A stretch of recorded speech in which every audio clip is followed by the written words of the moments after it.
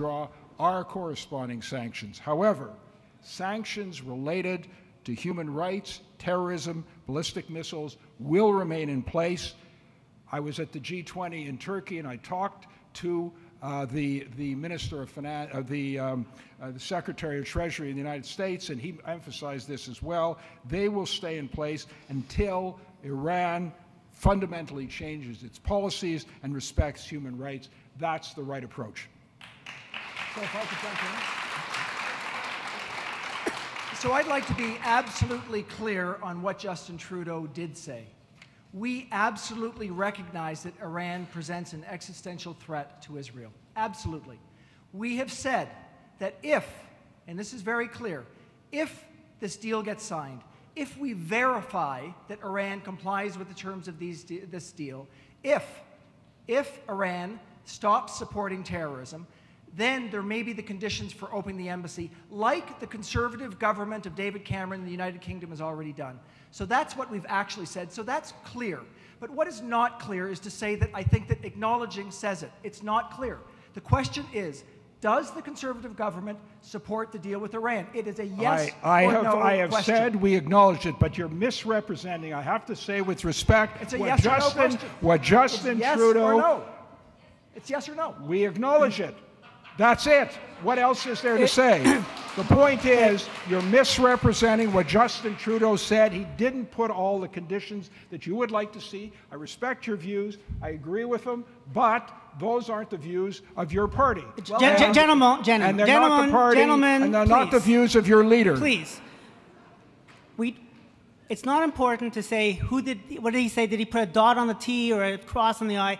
That's not important. We're talking about fundamental policy. Okay, but Mr. Oliver, it's very clear that all three of us agree that we are not going to put an embassy in Tehran unless it's absolutely safe. It's irrelevant. If the unthinkable happens and the Liberals get in, it's the leader who's going to determine that, Mr. not Oliver, Mr. Morneau. Please. Mr. Oliver, it's clear. What isn't clear... No, it is not clear. What is not clear In fact, is... it's the opposite of clear. Why your government and your party insist on painting our parties as these lightweights, when in fact we have a very similar plan to yours. We will open an embassy in Tehran if it is safe and if Iran meets its obligations. Not engaging with Iran is not good for anybody. If engaging with Iran in a diplomatic way will be good for the region, and if it will be good for Israel, then definitely we should be doing it. If Iran fundamentally changes its approach to human rights and definitively through verification stops its attempt to develop nuclear weapons, well then of course there's a different situation. Good. But that's not, I don't think you have to defend the Liberal Party here. That's not what Justin Trudeau, in fact, said. Now, you're welcome to, of course, or maybe this is the beginning of coalition talk. Let me be absolutely clear. We have said that if Iran abides by the terms of the deal, if it's verifiable that they abide by the terms of the deal, and if we see them stopping their state support of terrorism, then and only then will we consider opening the embassy. You're making up policy on the we're run. going to stop this, so we have to stop this conversation now and move on to a new question. Thank you.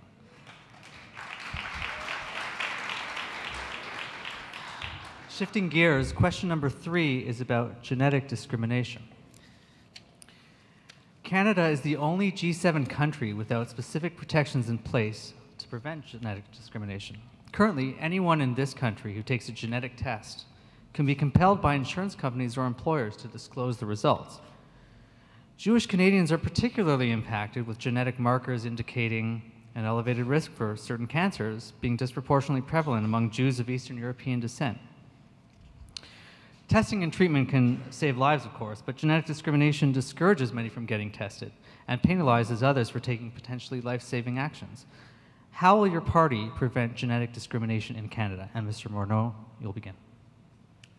Well, thank you.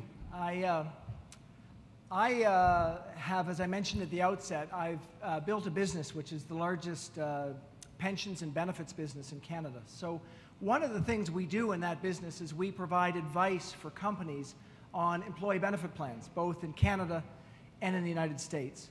So this issue is a very, very familiar issue for me because I've been witness, especially in the United States, to many, many people who were unable to get health care because of pre-existing conditions that they might have had that they had to present to the insurance company.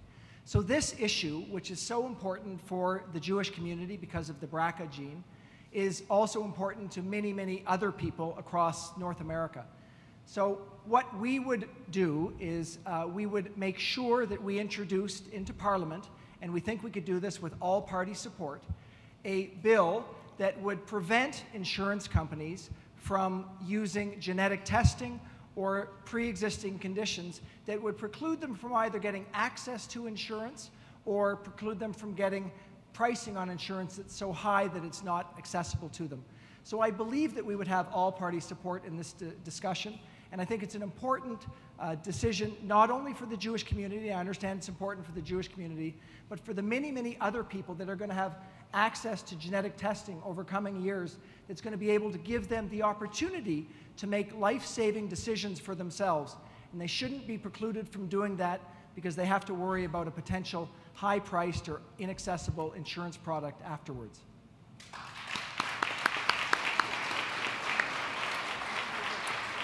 Thank you. I think this is a subject on which we can definitely agree. Breakthrough discoveries in DNA and other predictive genetic information are a boon to medical research and practical treatment. They can help prevent and cure diseases. Jewish Canadians, but others as well, may carry genetic markers.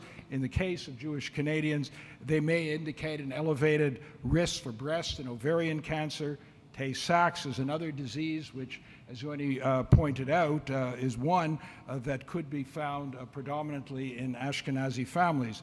However, as we know, these tests pose a dilemma for patients. They're concerned that they may face discrimination in obtaining life or disability insurance, employment. They may face prejudice in the right to adopt or obtain custody, or it may even impact on their reputation. The result is that Canadians are forced to choose between potentially life-saving diagnostics and their employment or insurance. So our government is committed to helping prevent genetic discrimination, and we're working with the Canadian Coalition of Genetic Fairness, of which, excuse me, CIJA is a member.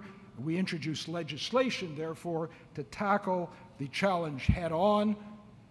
There wasn't time to pass it. I'm telling you officially that we will, if elected, reintroduce that legislation in our in the first session of Parliament.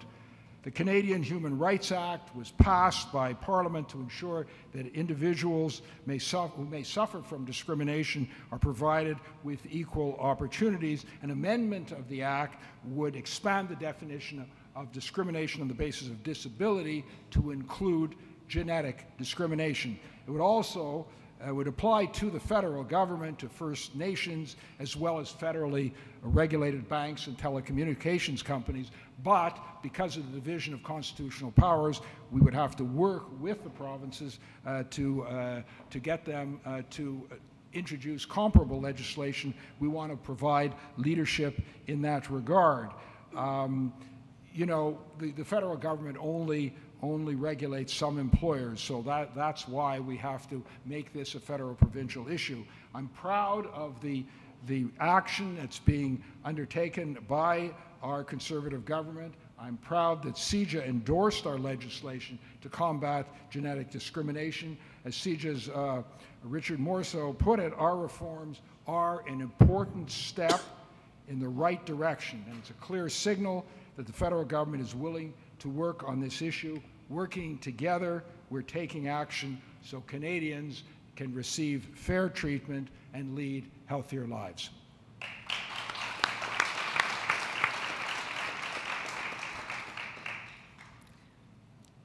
It will not come as a very large surprise to you that the NDP actually doesn't differ in its philosophy from this. But the devil, of course, is always in the details. Now, allow me to put on the hat of a physician for a second, because that is my day job.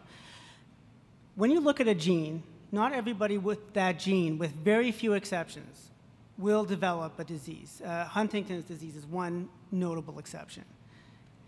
But many people who have the gene are at a higher risk, like the cancer gene, the breast cancer gene, the ovarian cancer gene, inflammatory bowel disease. We can bring down that risk to almost the same risk as somebody who doesn't have that gene with testing and monitoring. And testing can be positive for health. The problem is, right now, fear of losing your insurance, fear of employment repercussions. This is what is leading to people to avoid it. The NDP does not believe in discrimination of any sort, and we do not believe in discrimination on the basis of your genes either.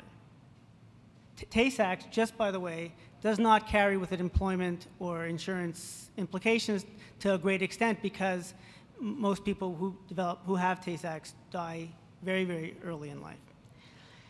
The thing is, as Mr. Oliver has rightly said, is that the provincial governments have the jurisdiction for things like insurance and employment laws.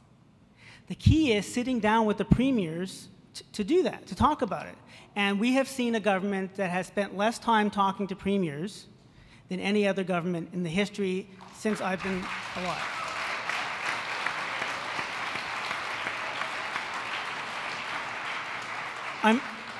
I'm very happy to hear that the government plans to put forward a bill to add to the Charter of Human Rights. Well, on October 2013, a member of Parliament from the NDP put forward just that private member's bill to add genetic discrimination to the Canadian Charter of Human Rights, and that unfortunately died in the order paper because it wasn't a priority of the government to push it through. Now, there are a lot of other priorities, I understand that, but if it's important to you, we're the party that thought about it first. Now, there have been other parties that have put forward legislation as well. The Conservatives put forward a private member bill recently before the Parliament dissolved. The problem was that they used that in order to introduce legislation to reopen the abortion debate. The NDP will never discriminate against a woman's right to choose, and that's why we cannot support that.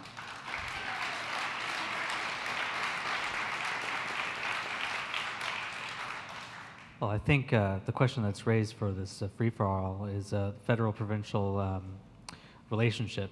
Mr. Oliver, do you want to start? Sure. Well, look, we have and will continue to cooperate with our provincial colleagues. I meet with my counterparts, the provincial ministers of finance, regularly. Let me just cite one example of great cooperation, and that relates to the cooperative securities regulator. The fact that we don't have a national securities commission in this country has been something that I've been worried about for many decades. I've worked with Charles Sousa. I've worked with the ministers of the other opting-in provinces. We have an excellent personal relationship, and we're driving this forward.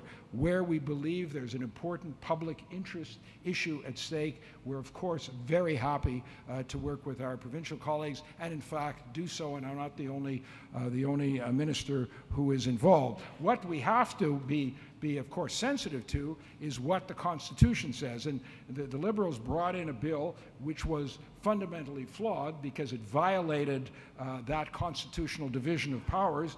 It was fundamentally unconstitutional. We've drafted a bill which actually will work in the Canadian context and then will encourage our provincial partners to do the same. But unfortunately, your government's record of working with the provinces, especially on issues like healthcare transfers and increases, improvements to the Canada pension with Ontario specifically. What was it, a year and a half it took for Kathleen Wynne to get FaceTime with the Prime Minister? I don't think that we can trust your government to work with the provinces in a constructive way. And if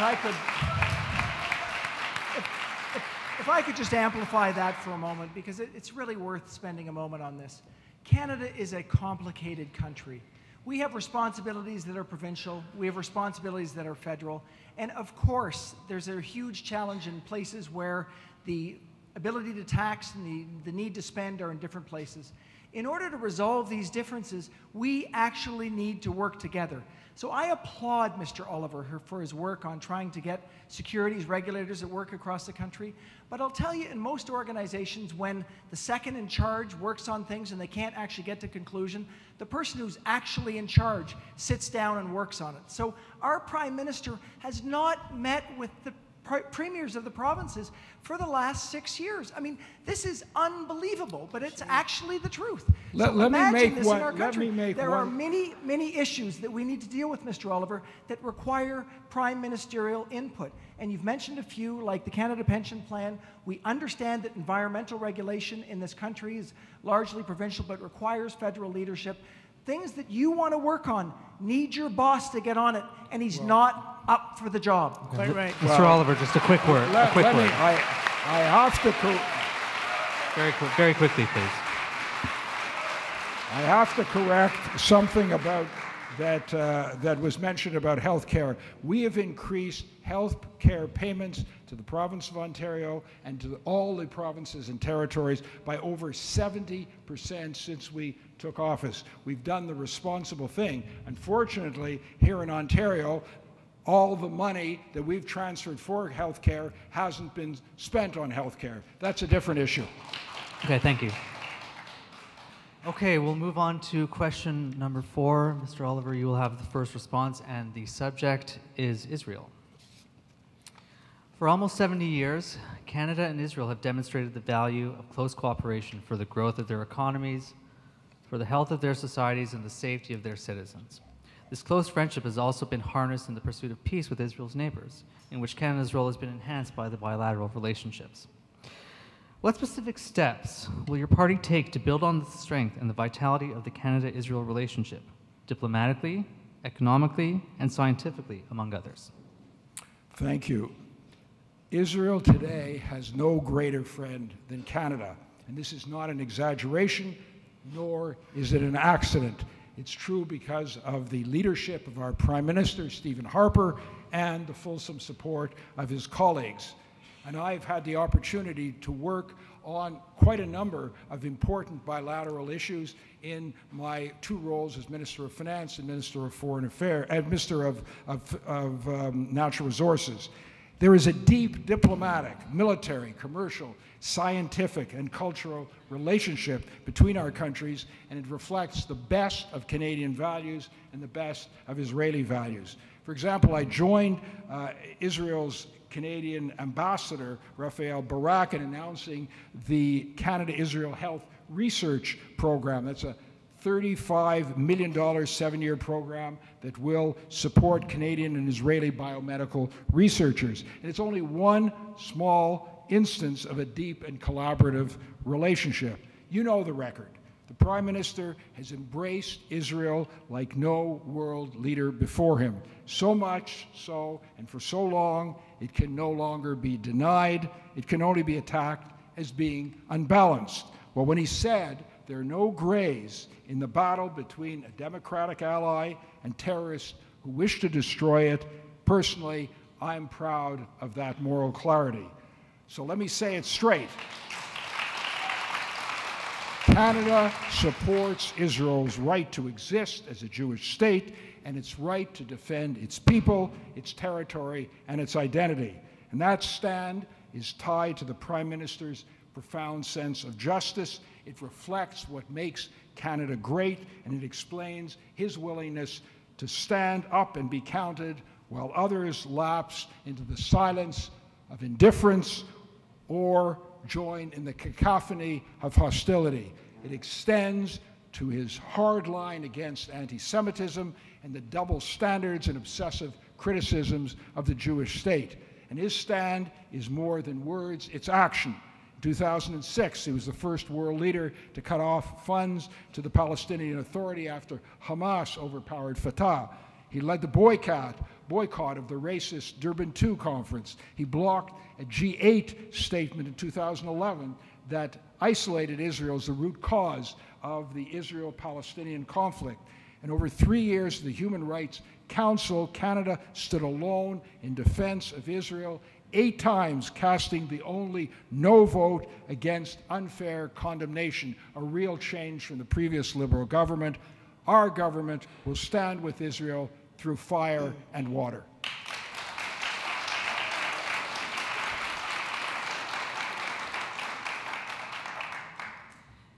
It's not our government or your government, it's our country will stand behind Israel through fire and water. I think it was made very clear, and again, I'm going to quote Justin Trudeau because in this, there are no parties. Justin Trudeau said this in the last debate. Every party in front of you supports Israel, and there is no monopoly on the support of Israel. It's not like you can have all the support and you don't get any support, and maybe I get a little support. No, we all support Israel. It's a fantastic trade partner. The research in the pharmaceutical industry is fantastic, and they invest in Canada. Teva Pharmaceuticals has a factory in Canada. And let's not forget SodaStream. Okay? Not only does my family have 2 of them, not in the same house, but reading in the Canadian Jewish News, the owners of SodaStream are doing more to help Syrian refugees than our own Canadian government right now. Yes, Israel is the only democracy in the region, but if we continue to say things like, Israel is a bright light surrounded by darkness, it looks really good and it gets a lot of people to vote if you support Israel, yes, but it doesn't allow us to engage with those dark lights. And to be honest, to be perfectly honest, unless the Palestinians agree to a deal, there will be no peace. It doesn't mean that Israel has to capitulate, and none of us are suggesting that Israel should capitulate. But the Israelis need to understand that unless the Palestinians can have a deal that they can live with, there will never be peace. And they have to choose whether they want peace or not. We can't make them do it. We can just support the process. And if we insult one side and praise the other, we lose our credibility. We lost our seat on the Security Council because of this. And our country's reputation sucks now because of the way we've had our foreign policy for the last 10 years. Peace is possible. And it's our responsibility to support Israel. And just to be clear, when we have this wonderful relationship with Israel, including the military relationship that Mr. Oliver has said, and yet, $5 billion arms deal with one of Israel's sworn enemies, Saudi Arabia. Coincidence? I don't know. I'm very concerned about that. An NDP government will support Israel as strongly as the Conservatives. I was in Israel actually on Election Day, and I was there for a few days before the election. I saw that there was a diversity of opinion on how things should be done. We have a different opinion. It doesn't make us evil. It just makes us right.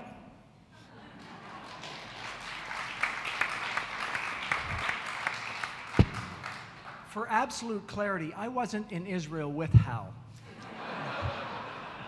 Maybe, just maybe we were in the same hotel. I didn't know him then, so it's entirely possible. I just want to be absolutely clear on this issue again. Canada, under a Liberal government, will remain an absolute stalwart ally of Israel. We will remain the country that defends Israel's absolute right to exist as a Jewish state. We will remain stalwart and say that Israel has an absolute right to defend itself in the face of a very, very difficult environment. There is no difference between our policy. If you look at the Canadian government policy before Stephen Harper came into power, and you look at the Canadian government policy now, so that was with the Liberals before, and you look at it now, you will see that there has been no change in Canadian government policy. It is true. Take a look. You will take a look and you will see that it is the same. It is the same. And what you will find is that this is not a partisan issue in this country, and nor should it be a partisan issue in this country. Right. We have to get away from making this a partisan issue. We also want to remind people that the Prime Minister who began the current practice of voting against UN resolutions that singled out Israel was Prime Minister Paul Martin. So that was a practice that was continued. It was continued by Stephen Harper and the Conservatives, yes, and it will be continued by Justin Trudeau and the Liberals. That is a continuous position of Canada, and it will be the position of Canada under a Liberal government. I want to go further, though, and say that we will fight anti-Semitism in all its forms. We will fight the new anti-Semitism, which is effectively just the new anti-Israel, because we recognize that this is the new frontier of anti-Semitism. We will fight BDS movements. There has been no leader of a party in this country that has fought BDS movements more valiantly than Justin Trudeau. He stood up at McGill University and University of BC, where both of his alma maters, against the BDS movements, and he made a real difference at McGill, where that was voted down through his intervention. We will stand stalwart in this fight against anti-Semitism in all its forms, and that will be led by Justin Trudeau, and I will be delighted to be part of his team in taking that position.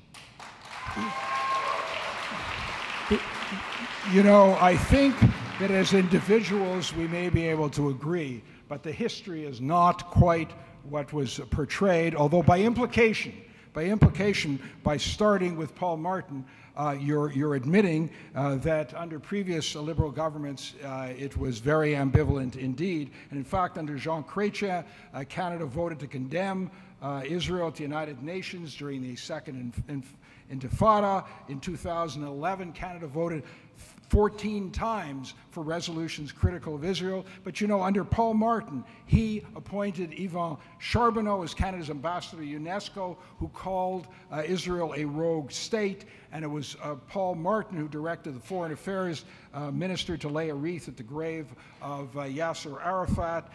There is also a whole list of quotes, problematic quotes, from both parties that I don't think I want to get into. But you know, I wish this issue were completely nonpartisan, and I'm very pleased to hear that from my two colleagues here. But they're not the ones running their parties. And, you know, in respect to Justin Trudeau, we know what he said to Jewish audiences, but what he said to Iranian Canadians is reported in Salam, Toronto, March 27, 2014. All right, it's my turn now. Give a second. It's my turn. First of all, again, he said, she said, it's not important, okay? Actually, it is important. What is important is that we all support Israel. We condemn people who would hold Israel to a higher standard than they hold other countries. We all agree. We all are against BDS. We don't think that BDS is specifically anti-Semitism. It's misguided. It's not hate speech. The answer is engaging with these people and showing them why they're wrong. We do oppose hate speech, and it's actually the Conservative government that supported a private member's bill by Brian Storseth in 2013 that actually removed hate speech from the Canadian Human Rights Act. So no party can say that they're completely without blemish here. The fact is, though, under the next Prime Minister, Mulcair, Israel will have the same friend in Canada that it had before. That's where I disagree with you. That's the only place I disagree with you. And I can speak for Mr. Mulcair because it was his team that prepared me for this debate. So not only am I saying the words that I believe, I am saying the words that Tom Mulcair believes and the words that the NDP believes. Mr. Morneau, I can say that. And what about Linda McQuaig, who says there's nothing odious about anti-apartheid? Mr. Oliver, please, the last word goes to Well, Mr. no, Morneau my here. opponent in Toronto Centre is Linda McQuaig, so I'm good with you going on this. Go ahead. All right. She said there's nothing odious about Israeli Apartheid Week. She said it. Has she been repudiated by her leader? I haven't heard that. We also know that the deputy leader, Megan Leslie, was selectively promoting several anti-Israeli events on her NDP website. Okay. So let me just say, though, the story, I don't question your sincerity for 1 second, but you have some problematic members of your caucus or prospective members of your caucus. Mr. Morneau, quickly, please. The audience here, it's worth asking the audience if this should be a nonpartisan issue, that we should all be absolutely unequivocally supporters of Israel, because I believe we should be. I think that Hal's made that point. I've listened to Justin Trudeau in front of Jewish audience. I've listened to him in front of large Muslim audiences, and he says the absolutely same thing. We need to support Israel. We need to support Israel's right to exist as a Jewish state, and we need to support Israel's right to defend itself in its very challenging environment. So there is absolute consistency there.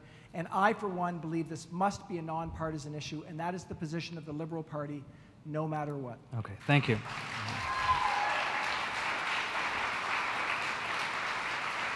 And I wish it were. Okay. The final question of the evening deals with poverty. Poverty is a very serious problem in Canada that we all have a responsibility to alleviate. The story of poverty in Canada's Jewish community is largely untold. Nearly 15% of Jewish Canadians live below the poverty line. The largest number, that's more than 24,000, live right here in the GTA.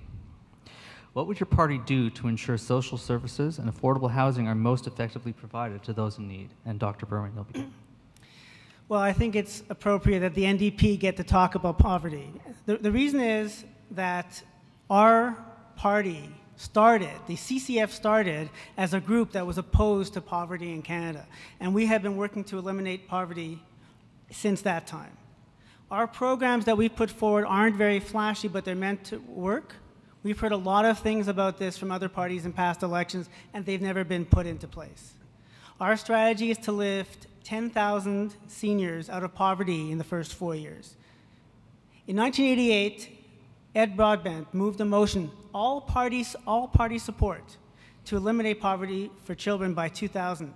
The Liberals and Conservative governments did nothing to further that goal. In general, how are we going to deal with the issue of poverty? We're going to lower the small business tax rate to increase jobs.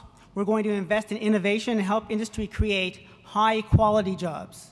To say that there are more jobs in Canada that are precarious, that are contract jobs, they're not full-time, they don't have benefits, belies the fact that we've actually lost 400,000 well-paid, well-benefited manufacturing jobs since the Conservative government took power. Right now, people can't afford to go to work. How can you not afford to go to work? Because if you have a minimum wage job that pays you $11 an hour and you have to pay $60 to $80 a day for daycare, you can't afford to work. How can people pull themselves out of poverty if they can't afford to work? We will put in $15 a day daycare starting in year 1 with at least 100,000 spots. And we will help bring people out of poverty. We are going to put hundreds of thousands to millions of dollars into affordable housing units. For seniors, many seniors live below the poverty line. We were the ones who called on the government to change the RRIF rule so they wouldn't have to draw out as much because they're living longer. They copied us. That's okay. The Liberals did it with Medicare. We're happy with that, as long as it gets done. We will reduce the age of eligibility for the OAS to 65 from 67, and we know who did that. And we will also increase the guaranteed income supplements, $400 million earmarked for that, and we will give it to those who need it most. I see patients who are struggling to put food in their mouths, and families that can't afford to care for their loved ones at home because the costs are too great. And we're going to put money towards home care to help these people live dignified lives to the end of their lives. And we will invest in future seniors, not with a payroll tax, and don't even say it's a payroll tax. We will invest with increased QPP and CPP, and if the provinces want to help us with that, we'll do it together, and if they don't, we'll do it alone.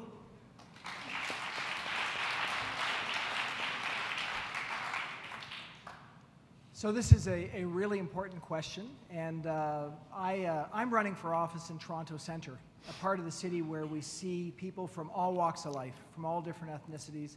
We see people who are brand new to Canada and struggling to get by. We see people who've been long-term poor in this country. So there really is a significant challenge in this country with poverty. We have 12% of Canadians that are living below the poverty line. And I would start by saying it's just unacceptable in a country as wealthy as Canada is that we have 12%. Do the math, we have almost 36 million Canadians, 12% of those Canadians are living below the poverty line. So we need to think about that as we craft our policies for the future. We also know that we're facing a low-growth environment in this country. We have had the last 2 quarters where we've been in recession. We know that we're facing significant demographic change. You read in the papers yesterday that we passed an important marker. We have more people over age 65 than we have under age 14. Productivity in this country is going to be challenged. We are going to need to find a way to grow because that's the only way we can provide good jobs for people. And in the first instance, jobs are what allow people to pull themselves out of poverty. We have 13.1% youth unemployment right now. We have made a decision, the Liberal Party, that we will invest an historic amount in infrastructure over the next decade, twice as much as the Conservatives would do. And you've read in the newspapers that most Canadian economists, senior business leaders have said the right time to make big investments is when we have historically low interest rates and a huge infrastructure deficit. So that's what we're going to do. It's going to grow the economy, it's going to create jobs, and it's going to make our lives better because we're going to make those investments in transit. We're going to make them in affordable housing for people who don't have access to housing right now. We're going to make them in climate change areas so that we can deal with the change in climate and our sewage systems and our stormwater systems. So significant investments that will make a difference to Canadians. But we're going to go farther than that. We're going to take the programs that were put in place by the Conservatives, like the universal child care benefit, and we're going to take it and we're going to take it away from the richest Canadians who actually don't need it. I got $1,440 from the budgets of the Conservatives, and I'm not the right person for a tax break. We're going to take that money and we're going to move it to people who actually need that tax break. I will tell you what we're going to do. We're going to raise 315,000 Canadian children out of poverty by moving that money to the people that need it. A single woman with a child, she'll get $1,000 more tax-free per year. A couple, $90,000 a year. 2 people working hard, 45 grand each, with 2 kids. They'll get $2,500 more per year. 315,000 children out of poverty. That's what we're going to do. But we won't stop there. We're going to take a look at our guaranteed income supplement and our old age security, and we're going to take back the hard-hearted changes of the Conservatives. We're going to move it back to 65. The people who need